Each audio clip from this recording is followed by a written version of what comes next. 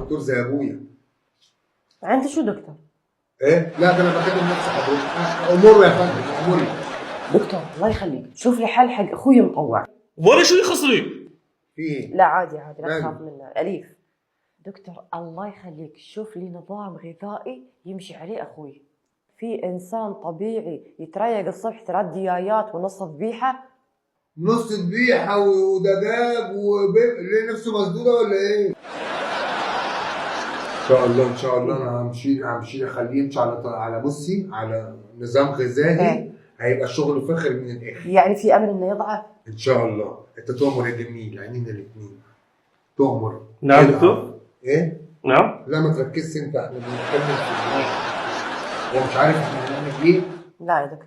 ايوه طب ما تخليك كده. انا ما ابغى اصدمه لانه لو عرف يمكن ياكلني انا بالماء. لا احنا نعالجه من غير هي عالقه بدون ما كمل انه جاي انا عشانك عرفت؟ اوكي. طب ما تخليه كده العود ملفوف حته لفه تخربي عليه. المصاريف زادت علينا يا دكتور وشوف ناس ينتفخ اكثر واكثر. انت ما تشوف خدوده كيف؟ ايوه صح. هو كده منسم على التواير ولا هم طبيعيين كده؟ لا طبيعي. طبيعيين؟ ايه. ماشي عينينا الاثنين. انا بقى همشي هخليه يمشي على نظام غذائي. بصي من الاخر. انا جايه على سمعتك يا دكتور، قالوا لي دكتور هاني قلت فورا عليه. انا حاضر عينينا الاثنين. ابقى اديك رقمي. انا بنام الساعه 3 كل يوم. نعم. ايه؟ نعم. لا اتابع الحال يعني اتابع الحال. عندي واتساب وتيك توك وسناب شات.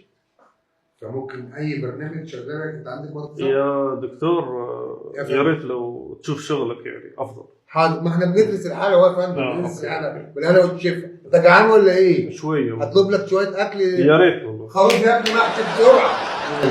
احسن. اتعصب يا دكتور لان هذا لو عصبته انا ما اعرفك صراحه. انا ما بسوي لك شيء ما بساعدك.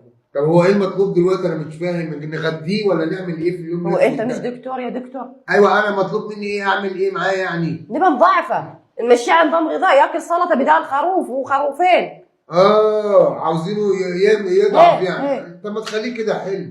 هي والله. سمعي كلامه. شوفي مقلبط كرشي حلو.